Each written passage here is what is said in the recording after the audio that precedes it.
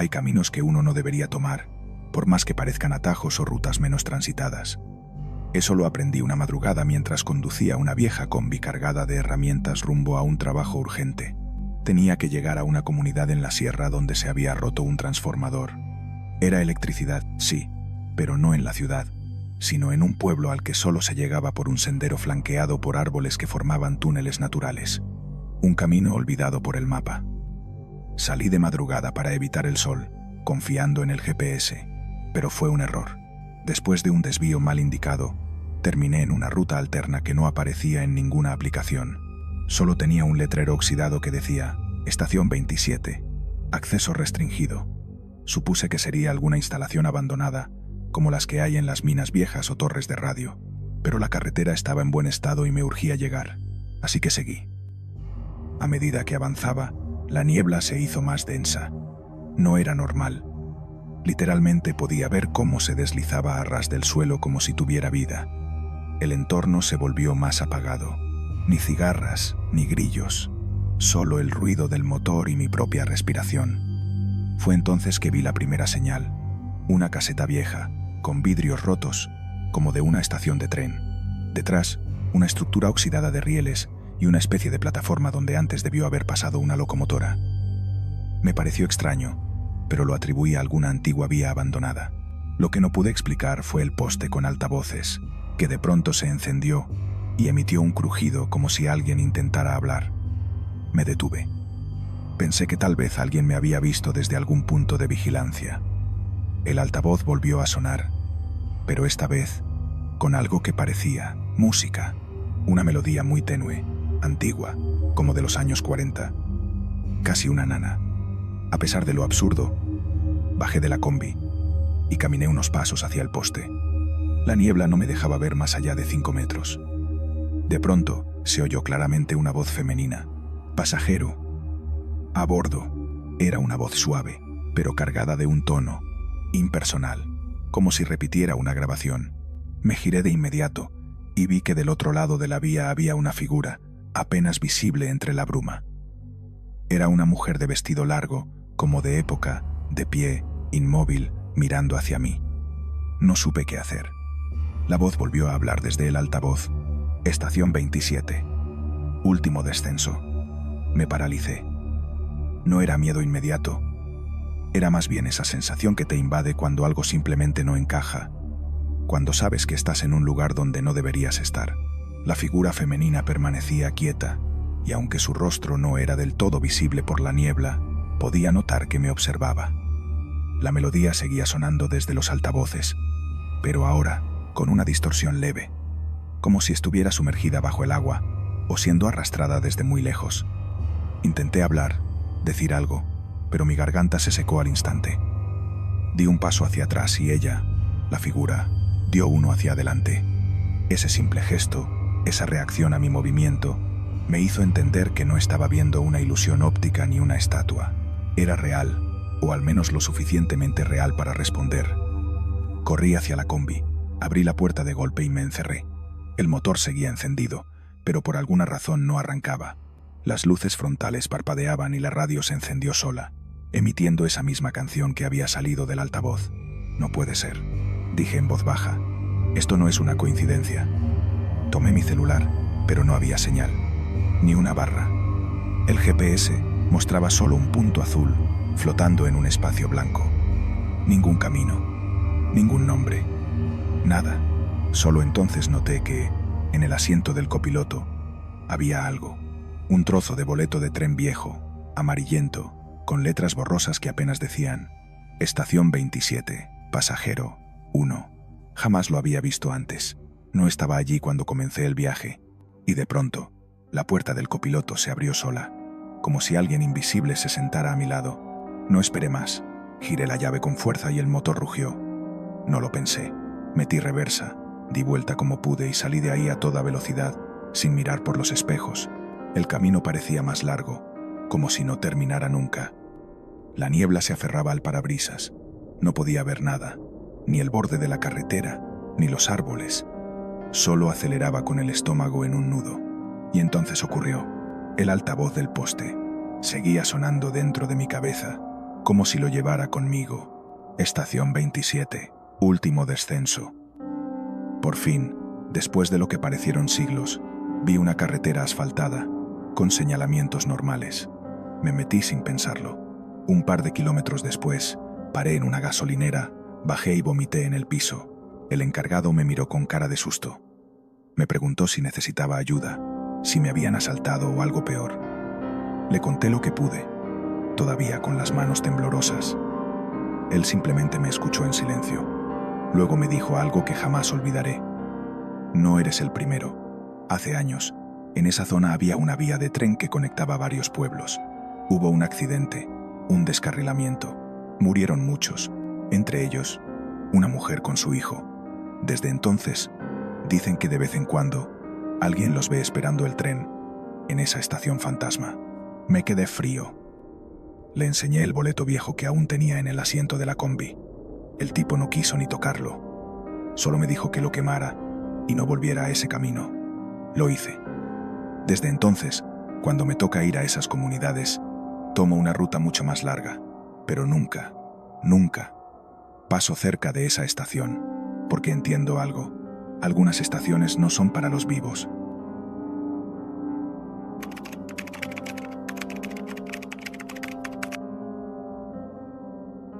Buenos días o noches. No sé bien cómo empezar esto, pero lo que voy a contar no lo he compartido ni con mi familia. Me da miedo que piensen que estoy perdiendo la razón. Hace 2 años me mudé a una pequeña comunidad al norte del país. Había conseguido un empleo como velador en un vivero muy grande, de esos que cultivan plantas ornamentales y árboles para reforestación. El lugar estaba en medio del bosque, con caminos de terracería que apenas si usaban los trabajadores durante el día.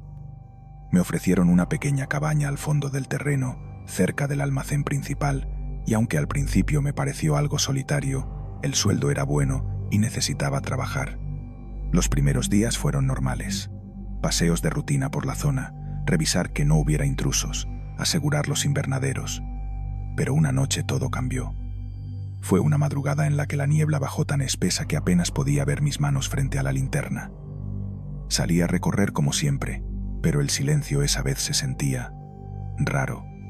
No era el típico silencio del bosque. Era como si algo estuviera conteniendo el sonido.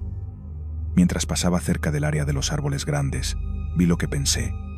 Era una figura humana parada junto a una de las palmas más altas. Creí que era un ladrón o un borracho que se había metido, así que me acerqué con cuidado. Pero a medida que me aproximaba, esa figura comenzó a moverse de una manera completamente antinatural. Era alta, muy alta, y parecía flotar ligeramente sobre el suelo. No corrí. No al principio. Quise pensar que era mi vista engañándome por la niebla, así que apunté con la linterna.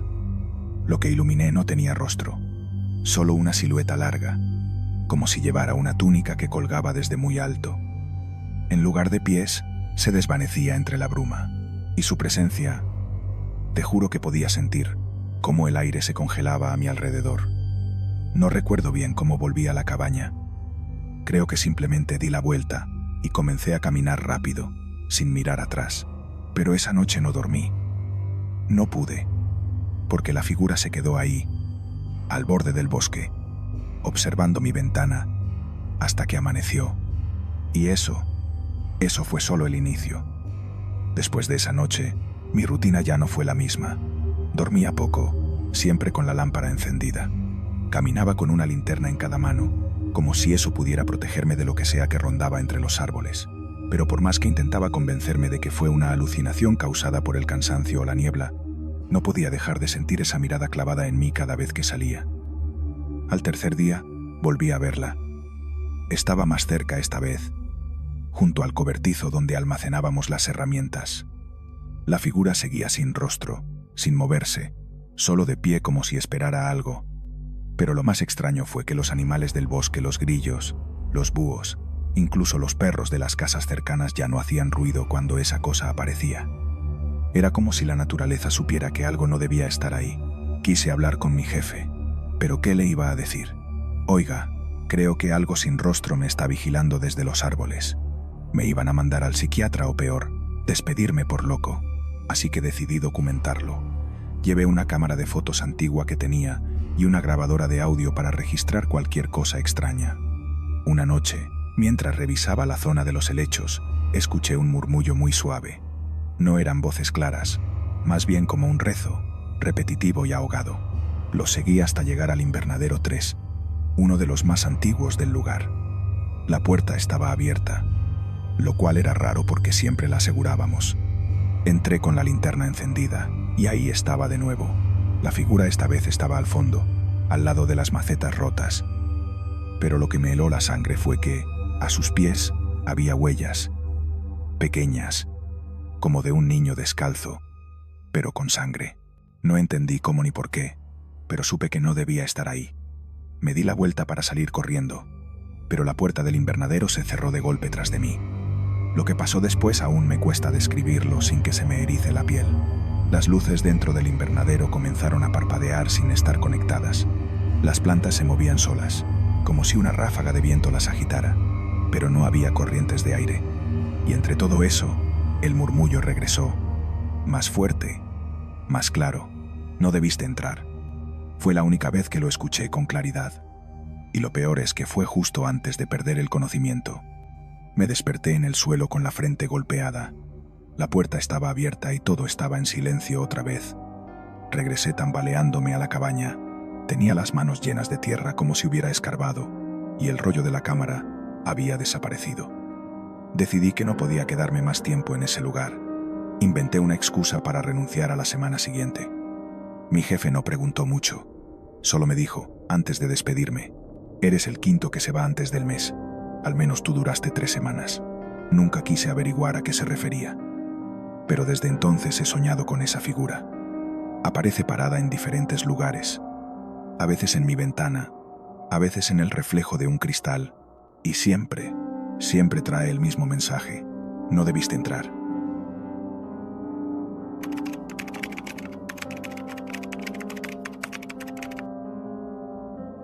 Cuando trabajas de noche, te acostumbras a ver cosas raras, gente caminando a deshoras, animales cruzando sin sentido, luces que no sabes de dónde vienen, pero hay cosas para las que uno nunca está preparado. Trabajo en un pequeño puesto de vigilancia en una planta de reciclaje al borde de la ciudad. Mi turno va de 10 de la noche a 6 de la mañana. Es tranquilo. La mayoría del tiempo. Demasiado tranquilo, diría yo. Todo comenzó hace unas semanas. Mi rutina era la misma: café, revisar cámaras, hacer un par de rondas, dormir un poco si el jefe no llamaba. Pero una noche, exactamente a las 3:12 de la madrugada, sonó el teléfono del módulo. Me sobresalté. Nadie llama a esa hora, y si lo hacen, casi nunca es por algo bueno. Contesté. «Hola. ¿Hay alguien ahí?» Entonces escuché una voz, baja, como si hablara desde muy lejos, con una interferencia metálica. Solo dijo mi nombre 2 veces. «Luis, Luis». Me quedé paralizado. No era una voz conocida. Y colgaron. Pensé que era una broma, algún trabajador aburrido, pero igual me dejó intranquilo. La noche siguiente ocurrió exactamente lo mismo. 3:12 en punto. Mismo tono. Misma voz. Misma frase. Pero esa vez agregó algo más. «Luis, Luis, no debiste abrir la puerta. Yo no había abierto ninguna puerta». No esa noche. Pero cuando me levanté para revisar las cámaras, noté que la puerta trasera, la que nunca se usa, estaba entreabierta. Y eso fue solo el comienzo. Fui hasta la puerta trasera con la linterna en la mano. Cada paso resonaba con un eco raro, como si el aire estuviera más denso, más pesado. Cuando llegué, confirmé lo que había visto en las cámaras. La puerta estaba entreabierta, apenas un par de centímetros. No había señales de forzamiento, y yo mismo la había cerrado con llave días antes. La empujé con cuidado, esperando encontrar, tal vez a un vagabundo, algún animal, pero del otro lado, solo había oscuridad. Oscuridad pura. No me atreví a entrar. Cerré la puerta y aseguré el candado. No volví a hablar del tema, pero las llamadas siguieron, siempre a la misma hora, siempre con mi nombre, siempre con frases distintas.